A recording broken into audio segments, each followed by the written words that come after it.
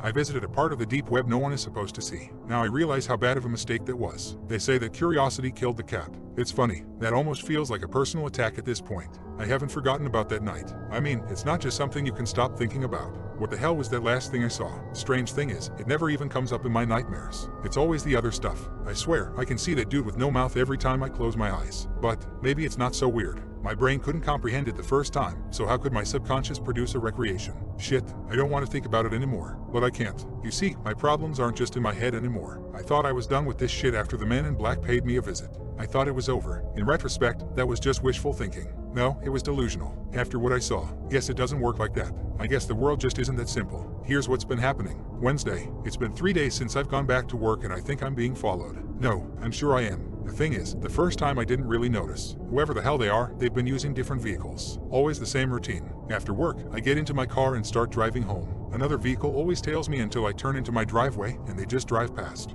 Now, if it happens once, whatever. But 3 times, under normal circumstances I could call it a coincidence. For obvious reasons, I can't do that right now. I'm not really sure what the hell they want. Maybe they're trying to monitor me. God, that's all I hope they're trying to do. If that's the case, I'll just lay low and ride it out. Just give them what they want. Thursday. This time, I tried to get a glimpse of them in my rear view. Windows were tinted. Great. Again, I pulled into my driveway and they kept going. Now, I know I said I was just going to ride it out, but this kind of shit really does take a toll on you. I don't want to deal with whatever the hell this is anymore. I swear they're following closer and closer each time. Friday. I did something different today. Took public transit instead of driving. I've never needed a drink more in my life, so I went to a bar after work. I guess this was more of an experiment, to see how closely they've been tracking me. If they're bothered by the waiting, then they can go fuck themselves. I'm still living my life. Although, I couldn't keep my eyes off the windows the whole time I was in there. After getting sufficiently wasted, I flagged a cab down. And surprise, surprise, there they were, right behind us. But here's what I didn't expect. It was the same car from yesterday. Looks like they gave up the incognito act. Not sure how to feel about that. Damn it, something else has changed. They didn't just keep driving this time. After the cab dropped me off, I turned around to see that damn car parked half a block away from my house. I just went inside. The hell was I supposed to do? Calling the cops didn't even occur to me. But to be honest, I don't think that would have helped. It's been 3 hours now and they're still there. I haven't been watching them the whole time, so I don't know whether or not they're actually in the car. Not fun to think about. There's no way in hell I'm sleeping tonight. It's about 2 a.m. now. I just got a text message. Private number. Here's what it said. Leave your house. Don't use the front door. They're still there. Come to the all-night diner about 5 blocks away. Don't think about driving. They'll know. Be quick. They're coming in soon. Don't get followed. Leave your lights on. I froze after reading this. They're coming in. For what? Who the hell's texting me? Now, I don't know what you would have done in this situation, but I took the warning. I was paranoid as hell at this point. Buzzed and tired, I put on a jacket and went out my back door. I also took a backpack with my other laptop in it. Not sure why, but I felt like I needed to. I waited for a second before I climbed my own fence. When I was sure nobody had noticed, I started heading towards the diner. After about 40 minutes, I finally got there. Would have been shorter, but I pretty much ducked into the bushes every time a car passed. I scanned the patrons, a table of drunk college kids, a few truckers, and a dude in a hoodie typing away on a computer in the back. He didn't look threatening. Actually, he was pretty scrawny. I made an educated guess. I walked up to his table and sat down. He looked up at me. Hi, what do you want? You texted me. There was a brief pause. I got worried for a second.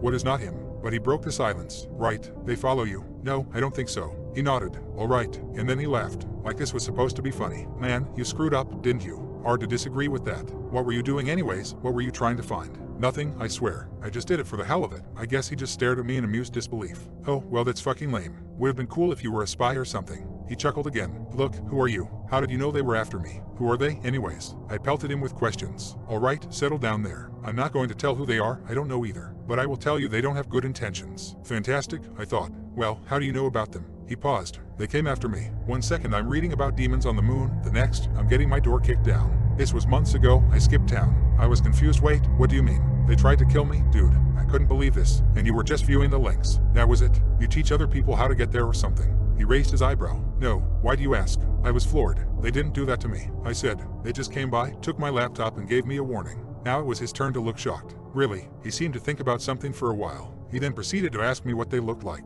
Just men in suits, I responded. What did they ask you? Was his follow-up question. Again, I just told him. But then I remembered the last thing they said to me. They also asked me what my priorities were. Weird-ass question. His face went blank for a second.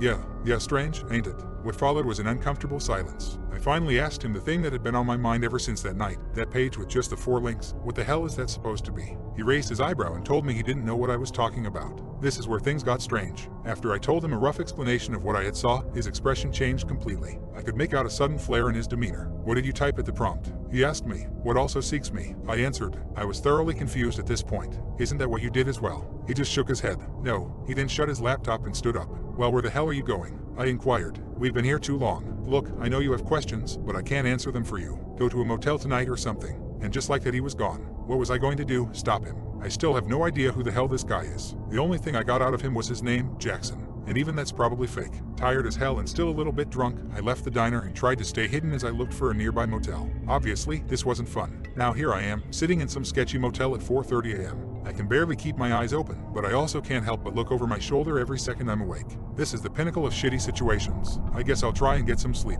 Nothing else I can do. I'll figure it out in the morning. Storie. Well, I guess it's been said for a while, actually. It's 8 a.m. now. Barely got any sleep. I have this creeping, ominous feeling in my gut that something just isn't right. I turned on the TV, anything to clear my mind for a bit. What I saw next did the opposite of that. It was a news report. A man strangled to death in a KFC bathroom. But the person murdered was one of the guys that came to my house and took my computer that night. No suspects. I just stared at the screen for the longest time. What the hell was going on? My phone suddenly buzzed. A different message from a private number. This is what it said. Go to the swimming pool on 5th Street. In the men's locker room, go to locker 128. The combination is 122733. Further instructions are in there. Do so before this text gets intercepted. Don't bring your phone. Of course. How stupid was I? My phone was still on me. Surely whoever was after me would have been able to track me. This never even crossed my mind. Out of curiosity, I peeked outside my window. Sure enough, the car that's been following me was now parked right there. Luckily for me, I caught my first glimpse of the driver and the passenger getting out. They were both wearing gloves and one was holding a briefcase. They're walking towards the entrance now. After I've emailed this to myself and a friend, I'm going to need to think quick.